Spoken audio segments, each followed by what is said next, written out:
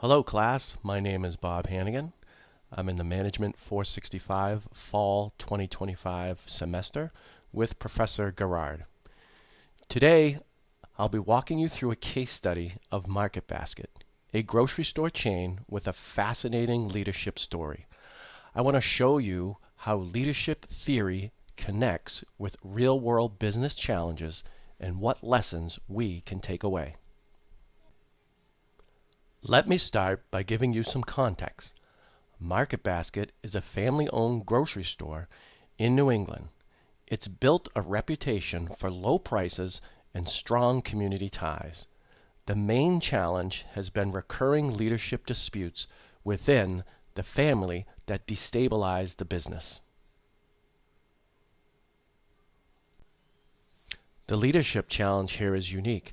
In 2014, the board removed Arthur T. DeMoulas, who was loved by employees and customers. That decision sparked protests and boycotts. Now, in 2025, the board has suspended and fired him again, and the same tension between formal governance and loyalty is resurfacing. This conflict wasn't just about who ran the company, it became a symbol of values. Employees weren't protesting for higher pay, they were standing up for a leader who they felt generally cared about them. That level of loyalty shows how emotional leadership connections can outweigh financial decisions. When I look at this situation through leadership theories, it makes more sense. Stakeholder theory explains why employees and customers revolted. They saw their interests at risk. Arthur T. represents stewardship theory because he acted as a caretaker for the culture. The board, on the other hand, acted through agency theory, focusing on financial oversight. Stakeholder theory really comes to life here because MarketBasket's success has always depended on its people, not just its profits. Arthur T.'s approach demonstrates that when leaders act as stewards, employees often respond with trust and long-term commitment, even through turmoil. What worked well was in 2014 when leadership recognized the importance of employees and customers. By reinstating Arthur T., they aligned governance with stakeholder expectations. I see this as a key moment where the company showed it valued its culture. But there were things that could have been done better.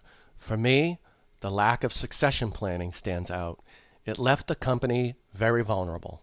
Family disputes should have been managed through clear governance processes, and leadership communication needed to be stronger to avoid any mistrust. My first set of solutions focuses on structure. I'd recommend codifying MarketBasket's culture so it's protected no matter who leads. Employee programs and customer promises should be formalized. I'd also push for more independent governance to balance family influence. My second set of solutions is about relationships. I'd established a transparent succession plan and include stakeholder voices. I'd also create proactive communication strategies to reassure employees and customers. Finally, family conflicts should be resolved with professional mediation before they spill into the business. I'd also like to take a look at leadership style comparisons. Here I compare leadership styles of Arthur T. Showed servant and transformational traits. He empowered his employees, built trust, and focused on shared purpose. The board leaned more transactional, emphasizing control and accountability. This contrast helps explain the emotional loyalty employees felt toward Arthur T. and why they resisted top-down decisions. MarketBasket's culture became its greatest asset. Even during chaos, employees and customers stood by the company. Their belief in fairness and shared purpose sustained operations and even pressured leadership to restore balance. This shows how culture can act as a stabilizing force when leadership falters. Transparent communication would also prevent rumors from spreading, which we saw fuel confusion during the 2014 protests. Proactively sharing decisions, whether good or bad, can build a stronger sense of belonging and keep employees aligned with leadership goals. The Market Basket story offers lessons any leader can use. Authority alone doesn't guarantee effectiveness. Trust and empathy do. Leaders who listen, communicate clearly, and align decisions with stakeholder values create more resilient organizations. In the end, Market Basket story reminds us that leadership is more than decision making. It's about connection. When employees believe their leaders act with integrity, they'll move mountains for the organization. It's a powerful reminder that strong culture is not just an HR term, it's a business advantage. This case reminds me that real leadership isn't about titles, it's about earning trust. Servant leadership and empathy build stronger teams and cultures. It made me reflect on how I apply these lessons in my own professional environment. To conclude, I believe this case shows that leadership legitimacy can be just as important as governance authority.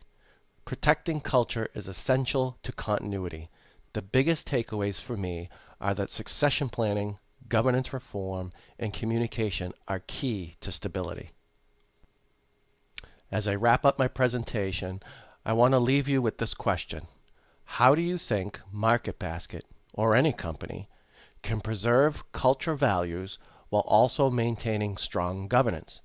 This is where theory and practice meet, and it's something worth reflecting on.